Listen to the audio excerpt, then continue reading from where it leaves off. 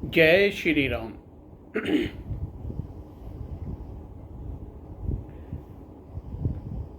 आज मैं विशेष रूप से अपनी से नेक्स्ट जनरेशन्स के लिए कुछ ऐसा सूचनार्थ उनको सूचना दूंगा या उनको बताऊंगा कि पहले तो वो ये समझ चुके हैं कि हम सनातनी हैं, हम किस तरीके से अपने हिंदू धर्म में अपने धर्म ग्रंथों का, धर्म पर्वों का, अपने देवी देवताओं का किस तरह से सम्मान करना है। उसी क्रम में मैंने आपको बहुत से वेद, पुराण, शास्त्र सब के बारे में बताया। तो बच्चों, आज मैं ये बताना चाहता हूँ कि आपने कई जगह सुना होगा कि सप्त चिरंजीवी रहे हैं और वो आज भी हैं। पंच कन्याएं कौन सी हैं, सप्त ऋषि कौन से हैं, और उनके बारे में उनका छोटा छोटा सा परिचय आपको दूंगा। तो ये एक इन्फॉर्मेटिव वीडियो है। कुछ लोग मेरे जैसे आप भी होंगे जिनको कुछ शायद थोड़ा सा इसके बारे में कम पता होगा, तो उनका भी ये पुनर्स्मरण हो जाएगा। एक श्लोक आपने विवाह शादियों में, कथा वार्ताओं में, सत्यनारायण की कथा में सुना होगा और पंडित जी उसको बोलते भी हैं कि अश्वत्थामा बलिर्व्यासो हनुमानश्च विभीषण कृपे परशुरामश्च सप्तेते चिरंजीवन। यानी कि ये सप्त चिरंजीवी हैं जो वर्तमान में इस कलयुग में इस समय यूँ मानिए आज 21वीं शताब्दी में भी ये हमारे आपके बीच में ही रहते हैं और ये अपने प्रभु सेवा में लीन रहते हैं। इनको चिरंजीवी रहने का ये आशीर्वाद प्राप्त है और हर तरह से अप्रत्यक्ष और प्रत्यक्ष रूप से हमारी सहायता करते हैं। उनमें सबसे पहले मैं जिनका नाम लेना चाहता हूं वो हैं श्री हनुमान जी। हनुमान जी उन सप्त चिरंजीवियों में भी हैं, लेकिन वैसे तो वो सदैव हर काल में, हर युग में पूजनीय रहे हैं और उनसे बड़ा सेवक, उनसे बड़ा भक्त, उनसे बड़ा सद्भाव रखने वाला अपने इष्ट के प्रति मैंने शायद न देखा न सुना। हनुमान जी के बारे में थोड़ा सा ये किंचित उनके सामने विचार आता है कि हम इनको क्या माने, किसके पुत्र माने। एक जगह शंकर सुवन लिखा हुआ है, सुवन का माने भी पुत्र होता है। पवन सुत यानी पवन के पुत्र भी हैं। केसरी नंदन, केसरी के भी पुत्र हैं। तो ये कुछ थोड़ा सा इस मानव जीवन में हमारे में ये दोष है कि हम बड़ी जल्दी हर चीज़ में सुनकर, किसी चीज़ को जानकर भ्रमित भी होते हैं। हमारा वो जो भाव है उनके प्रति, उससे थोड़ा सा हमारी दिशा भ्रम हो जाती है। तो मैंने जैसा पढ़ा लिखा है, देखा है, मैं उसके अनुसार आपको बताता हूँ कि जब भगवान विष्णु त्रेता युग में राम के रूप में अवतार लेने वाले थे,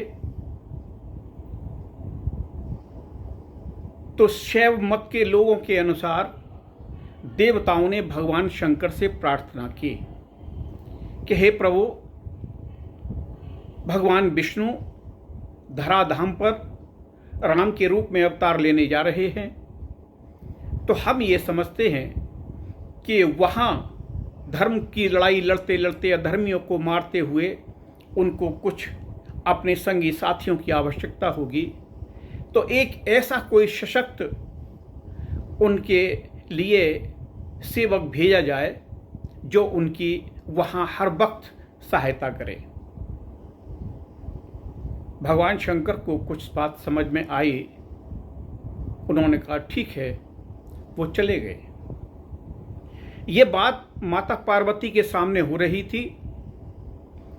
दोनों की आपस में वार्ता हुई पता नहीं क्यों, ये मैं नहीं कह सकता, उन दोनों ने बानर का रूप रखा और सहवास किया। उस सहवास से उनके गर्भ में एक शिशु आया। शिशु भ्रूण के रूप में परिवर्तित जब हुआ, अंडे से परिवर्तित हुआ भ्रूण रूप में, और भ्रूण के रूप में जब पुष्पित वो पल्लवित होने लगा, बढ़ने लगा, तो माता पार्वती ने एक दिन अंतर्मुखी होकर उस पर अपनी दृष्टि डाली, तो उन्हें वो बानर रूप में नजर आए। वो बड़ी चिंतित हुई। उन्होंने भगवान शंकर से कहा, है प्रभु, मैं इस शिशु को इस कैलाश पर जन्म नहीं लेने दूंगी, मैं यहाँ बानर रूप में कोई अपना बालक नहीं चाहती। पवनदेव हर जगह रहते हैं, हर जगह उपस्थित हैं। जब सहवास के समय भी एक तरह से वो बह रहे थे, तो भगवान ने उनकी उपस्थिति को महसूस किया, तो उन्होंने उनका आह्वान किया। पवनदेव आए, तुरंत भगवान शंकर की सेवा में खड़े हो गए और उन्होंने कहा कि प्रभु मुझे क्या आदेश है। तब भगवान शंकर ने कहा कि माता के गर्भ से मैं एक ये भ्रूण निकाल कर आपको दे रहा हूं, इसको ले जाकर उतनी ही चिंता से जितना एक पिता पुत्र की चिंता करता है, उस भावना से ले जाकर इसको मेरु सुमेरु पर्वत के राजा केसरी की पत्नी अंजना के गर्भ में स्थापित कर दो। पवनदेव ने आज्ञा मानी। उस भ्रूण को ले जाकर उन्होंने माता अंजना के गर्भ में स्थापित कर दिया। वहां फिर बानर रूप में हनुमान जी का जन्म हुआ। आगे की कथा सब जानते ही हैं। तो इस तरीके से शंकर सुवन पुत्र को ही कहते हैं, संतान को ही कहते हैं। तो एक तरह से तो ये भगवान शंकर के अंश अवतार यानी रुद्रावतार कहलाते हैं। तो वो अपनी जगह बिल्कुल सही है। पवन सुत माने वैसे हिंदी में बेटा ही है, लेकिन आप इसको इस तरीके से समझें कि अगर हम कहीं खड़े हैं, हमारे पास कुछ बच्चे थोड़ी दूर पर खड़े हैं और हम प्यार से किसी को संबोधित करते हैं, बेटे जरा यहाँ आओ, तो क्या वो हमारा पुत्र हो गया? हमने बेटा कह दिया, पुत्र कह दिया, बेटा यहाँ आओ या ये अमुक काम कर लो, तो पुत्र तो नहीं हो गया। लेकिन हाँ, पुत्रवत उसको प्यार दिया, अपना सा पुत्र समझा, तो हमने उसको ये कहकर संबोधित किया। इसी तरीके से भगवान शंकर के आदेश से पवनदेव सुत के समान समझकर उनको वहाँ से माता पार्वती के गर्भ से जब वो भ्रूण गया है, तो इसलिए उनको पवन सुत कह देते हैं। और क्योंकि राजा केसरी के घर में उत्पन्न हुए, माता अंजना के गर्भ से उत्पन्न हुए, इसलिए उन्हें केसरी नंदन यानी केसरी का बेटा कहा गया। तो ये तो हमारे हनुमान जी की कथा जैसी शास्त्रों में वर्णित है, उस हिसाब से मैंने बताई। इसमें कोई दोष हो तो मुझे क्षमा करें, लेकिन जो इन्फॉर्मेशन, जो सूचना मैंने एकत्रित की है वो आप तक पहुंचाई है। तो एक तरह से पवनदेव हनुमान जी के स्पिरिचुअल फादर हैं। बायोलॉजिकल फादर तो हम भगवान शंकर को ही कहेंगे, लेकिन धराधाम पर माता अंजना के गर्भ से आ रहे हैं, तो संसार के लिए वे केसरी नंदन हैं। तो ये तो हमारे एक चिरंजीवी रहे, जो आज भी हमारे साथ कहीं ना कहीं रहते हैं। कहते हैं जहाँ भी भगवान श्री राम की कथा वार्ता होती है, वहाँ वो आकर जरूर उपस्थित होते हैं और उसको सुनते हैं। दूसरे चिरंजीवियों में गिनती आती है अश्वत्थामा की। अश्वत्थामा द्रोणाचार्य के पुत्र हैं। ये कौरव पांडव युद्ध में इन्होंने भाग लिया। बाद में इनके मस्तिष्क में एक मणि लगी हुई थी। वो जब इन्होंने पांचों पांडवों के पुत्रों का संहार किया तो उसके फल के रूप में या उसे इनकी सजा के रूप में इनको मारा नहीं गया।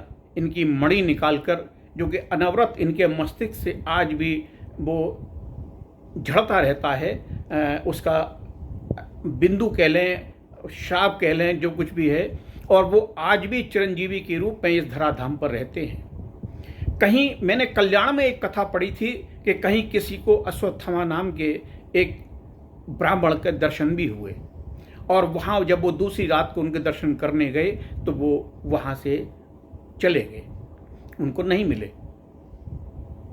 तो अश्वत्थामा कौरव पांडवों के गुरु द्रोणाचार्य के पुत्र हैं इसलिए थे नहीं, हैं क्योंकि वो चिरंजीवी हैं। तीसरे हैं राजा बलि। राजा बलि एक असुर राजा हैं, बहुत दानवीर हैं। दरवाजे पर आए हुए किसी भिक्षुक को आज तक उन्होंने लौटाया नहीं, और उसी दान स्वरूप उन्होंने विष्णु के वामन अवतार के दौरान उन्होंने दान में अपना पूरा राज्य, पूरा भूलोक का दान कर दिया। तो उनको दानवीर राजा की तरह राजा बलि को जाना जाता है। चौथे हैं महर्षि व्यास। महर्षि व्यास शांतनु के पुत्र हैं, मत्स्यगंधा के गर्भ से उत्पन्न हैं, महाभारत के रचयिता हैं, और उनका भगवान के अवतारों में भी नाम आता है, इसलिए वो चिरंजीवी भी हैं, वो आज भी हैं। फिर आते हैं विभीषण जी। विभीषण जी आप सब लोग जानते हैं कि ऋषि विश्रवा के पुत्र हैं, उनके सबसे छोटे पुत्र हैं। उनके केकसी के गर्भ से 3 पुत्र हुए। सबसे बड़े रावण थे, दूसरे कुंभकर्ण थे, और तीसरे विभीषण थे, और एक पुत्री थी शूर्पणखा जिसका नाम था। ये रावण के मरणोपरांत भगवान राम के द्वारा जब उनका वध हुआ तो इनको लंका का राज्य मिला, और इन्होंने वहाँ सुखपूर्वक अपना राज्य किया, और ये चिरंजीवियों में इनकी गिनती है। आज भी इस धराधाम पर कहीं ना कहीं विचरते हैं। अब आती है अगले चिरंजीवी की बात, वो है परशुराम जी। परशुराम जी वैसे विष्णु के 6ठे अवतार कहे जाते हैं। क्षत्रियों के विरुद्ध इन्होंने युद्ध किया था और सभी क्षत्रियों को परास्त किया था। जब ये सब क्षत्रियों को परास्त करके, तब ये क्षत्रिय रूप में थे, क्षत्रिय थे। क्षत्रिय रूप में मेरा कहने का मतलब है कि युद्ध वगैरह राजा थे। राजा का नाम मुझे याद नहीं आ रहा, इनका मूल नाम वही था। इसके बाद में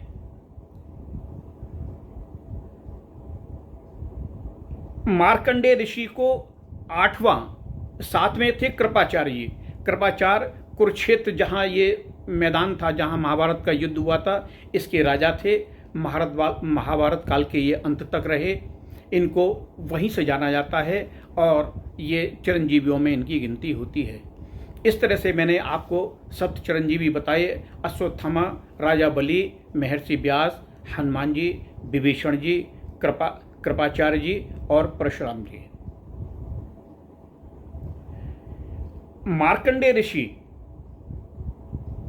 आजकल का जो साहित्य या बाद में जो धर्म साहित्य आया है उसमें इनको भी चिरंजीवियों की श्रेणी में अब गिना जाने लगा है। वैसे ये दीर्घायु ऋषि थे। अब मैं आपको बताता हूं सप्त ऋषियों के बारे में। सप्त ऋषियों के बारे में थोड़ा थोड़ा भ्रम है। विभिन्न पुराणों में सप्त ऋषियों की संख्या तो 7 ही है, लेकिन 1-2 ऋषि का हर जगह अंतर है। मैं आपको विष्णु पुराण के अनुसार बताता हूँ। विष्णु पुराण के 7 ऋषि कहे गए हैं सप्त ऋषियों में, जिनमें हैं कश्यप, अत्रि, वशिष्ठ, विश्वामित्र, गौतम, जमदग्नि और भारद्वाज। ये ब्रह्मा जी के मानसिक संकल्प से उत्पन्न हुए हैं। सप्त ऋषि मंडल जो आकाश में हमें सुबह 4 बजे आप देख सकते हैं दिखाई देता है, वो वहाँ विराजते हैं, आज भी विराजते हैं, तारे के रूप में हमें दिखाई देते हैं। सबसे पहले आते हैं वशिष्ठ जी। वशिष्ठ जी इक्ष्वाकु वंश के कुलगुरु हैं। महाराज दशरथ भगवान राम के कुलगुरु रहे। ये सबसे पुराने पूजनीय वैदिक ऋषियों में से एक हैं। इन्हें ऋग्वेद के सप्तम मंडल का ज्ञाता कहा जाता है। दूसरे हैं विश्वामित्र जी। इन्हें एक महान ब्रह्मर्षि माना जाता है। इन्होंने गायत्री मंत्र सहित ऋग्वेद के अधिकांश तीसरे मंडल को लिखा है। ये गाधी के पुत्र हैं। इन्हीं के बारे में मैं कह रहा था कि इनका पूर्व का नाम राजा कौशिक था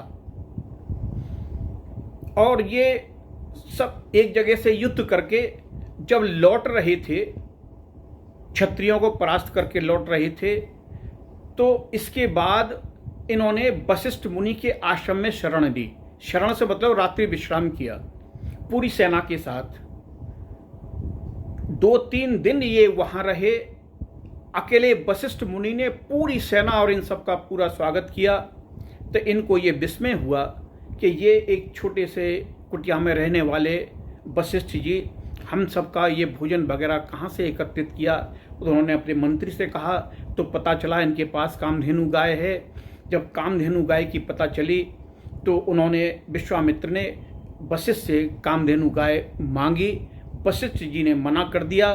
फिर वशिष्ठ जी और विश्वामित्र का बहुत लंबा युद्ध चला और युद्ध के दौरान वशिष्ठ जी ने विश्वामित्र की पूरी सेना का संहार कर दिया। वहां से विश्वामित्र जी ये संकल्प लेकर कि अब मुझे भी ऐसा ही ऋषि बनना है, तो ये वहां से चले गए और उन्होंने घोर तपस्या की और ये ऋषि बने, ऋषि से महर्षि बने और तब से नाम इनका विश्वामित्र हो गया। विश्वामित्र इन्होंने गायत्री मंत्र इन्हीं के द्वारा लिखा गया है। ये ऋग्वेद के तीसरे मंडल के ज्ञाता हैं। तीसरे हैं भारद्वाज ऋषि। इन्हें वेद, धर्म और शास्त्रों के ज्ञान के लिए जाना जाता है। ये भगवान श्री राम के विद्यार्थी जीवन के गुरु थे और भीष्म के भी गुरु थे। चौथे आते हैं अत्रि जी। इन्हें एक अत्यंत सम्मानित ऋषि माना जाता है और ये आत्रेय मंडल के दृष्टा हैं और अत्रि जी ऋषि चित्रकूट के पास निवास करते थे। उसके बाद आते हैं गौतम ऋषि। ये ऋग्वेद के चौथे मंडल के ज्ञाता हैं, अंगिरा के वंशज हैं। अहिल्या इनकी पत्नी हैं। अहिल्या और गौतम जी ऋषि की आपने कथा सुनी ही होगी, वो बालकांड में आती है। और ये इनके पुत्र थे शतानंद। छठे ऋषि हैं जमदग्नि। जमदग्नि जी परशुराम जी के पिता थे। रेणुका इनकी पत्नी थी और इनके जमदग्नि जी के 5 पुत्र थे। एक बार इनकी पत्नी रेणुका जी जमदग्नि जी यज्ञ में संलग्न थे। उन्होंने तभी रेणुका जी से कहा कि बराबर नदी से जाकर कुछ जल ले आओ। तो वो रेणुका जी जमदग्नि की ऋषि की आज्ञा के अनुसार उस नदी पर गईं। वहाँ राजा चित्ररथ, गंधर्व चित्ररथ कुछ अप्सराओं के साथ विहार कर रहे थे। उन्हें देखकर ये गंधर्व के प्रति आकर्षित हो गईं और ये अपलक उसको देखती रहीं। इधर जमदग्नि जी को पानी की वजह से बड़ी असुविधा हुई और उन्होंने सोचा कि रेणुका जी इतनी देर से गई हुई हैं, क्यों नहीं आई। तो वो अंतर्मुखी होकर देखा तो उनको ये प्रसंग पूरा ज्ञात हुआ। जैसे ही रेणुका जी लौटकर आईं तो उन्होंने अपने सब चारों बड़े पुत्रों से कहा कि रेणुका अपनी माता का वध कर दो। उन चारों पुत्रों ने वध करने से मना कर दिया। तभी जंगल से लकड़ी लेकर परशुराम जी आए। तब परशुराम जी से कहा गया जमदग्नि जी के द्वारा कि आप अपनी माता का वध कर दें। उन्होंने बिना किसी प्रश्न पूछे कि क्यों कर दें, क्या बात हुई, उन्होंने तुरंत अपने फरसे से उनका सर काट दिया। उनकी मृत्यु हो गई। जमदग्नि जी बहुत खुश हुए। उन्होंने परशुराम से कहा कि कोई वर मांगो।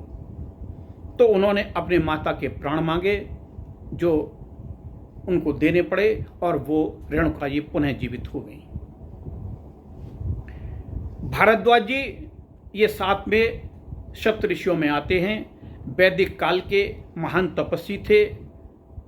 बृहस्पति और ममता जी के पुत्र थे। बृहस्पति जी देवगुरु हैं, ममता एक अप्सरा हैं। ये ऋग्वेद के 6ठे मंडल के ज्ञाता हैं। इन्होंने भारद्वाज संहिता इत्यादि बहुत कुछ लिखा है। 10 ऋषि इनके पुत्र थे और रात्रि नाम की इनकी एक पुत्री थी। फिर आए कश्यप ऋषि। कश्यप ऋषि के पिता मरीचि हैं। मेरु पर्वत के शिखर पर दक्ष प्रजापति की 13 कन्याओं से इनका विवाह हुआ।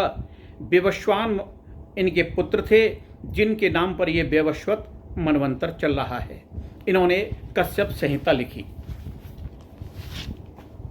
इस तरीके से मैंने आपको सप्तऋषि और सप्त चिरंजीवियों के बारे में बताया। अब मैं आपको पंच कन्याओं के बारे में बताता हूं, जिनको विवाहिता होते हुए भी, पुत्रवती होते हुए भी कन्या के रूप में स्वीकार किया गया है और इस संसार के लिए बहुत पूजनीय मानी जाती है। इन पंच कन्याओं में पहली है अहिल्या जी, जो महर्षि गौतम की पत्नी थी, जैसा कि मैंने आपको बताया, और उनका पूरा पत्थर बनने का प्रसंग पूरा बालकांड में है। आप सभी ने श्री रामचरितमानस कई बार पढ़ी होगी, उसमें आपको आपकी जानकारी में होगा। द्रौपदी, ये वही द्रौपदी हैं जो 5 पांडवों की पत्नी थी। ये यज्ञ से जन्मी थी। इनका जन्म के समय नाम था याज्ञिनी। बाद में इनका नाम द्रौपदी पड़ा। जब स्वयंवर से जीतकर ये द्रौपदी को लेकर आए तो माँ स्नान कर रही थी, तो बाहर से ही इन्होंने कहा, अर्जुन ने कहा कि माता हम आपके लिए कुछ लेकर आए हैं। तो उन्होंने अंदर से ही कह दिया कि बेटा जो कुछ भी लेकर आए हो उसको 5 बराबर मिल बांट कर ले लो। अब बड़ी अभूतपूर्व स्थिति थी। तो इस तरीके से 5 पांडवों के साथ द्रौपदी जी का विवाह हुआ। तीसरी पंचकन्याओं में आती हैं तारा। ये बाली की पत्नी थी। ये एक अप्सरा थी, समुद्र मंथन से निकली थी। चौथी हैं कुंती। कुंती पांडु की पत्नी थी। यदुवंशी राजा सूर्यसेन की पुत्री थी और महाभारत के दौरान आपने इनका नाम और इनका पूरा कृतित्व सुना होगा। 5वीं मंदोदरी हैं। मंदोदरी जो रावण की पत्नी थी, ये मायासुर राक्षस और हेमा अप्सरा की पुत्री थी और इनके पुत्र थे मेघनाथ, अतिकाय और अक्षय कुमार। इनकी सत्यनिष्ठा और धर्मपरायणता इन्हें एक आदर्श स्त्री बनाती है। विवाहिता होने के बाद भी ये 5 जिनके बारे में मैंने आपको बताया, इनको कन्याओं के रूप में माना गया और इनको आज तक बड़ी पवित्रता के साथ इनका स्मरण किया जाता है। प्रातःकाल जो इनका स्मरण करता है उसको बहुत से दुखों से निवृत्ति होती है। इस तरीके से मैंने आपका आज काफ़ी समय लिया और ये मैंने एक इन्फॉर्मेटिव वीडियो आज बनाया, जो कि मैंने ग्रंथों से ही निकाला है। मेरी कोई अपनी ऐसी समझ नहीं है, लेकिन मैं तो एक माध्यम हूँ इन सब चीज़ों को आप तक पहुँचाने के लिए। तो इतना ही। और साथ में निवेदन ये भी है कि जो आज इस बार पहली बार इस वीडियो से जुड़ रहे हों तो वो मेरे YouTube चैनल प्रेम प्रकाश मित्तल प्रेम से लॉगिन करें। वहाँ ऐसे बहुत सारे वीडियो आपको मिलेंगे और उनको देखें और लाभान्वित हों। जय श्री राम। धन्यवाद।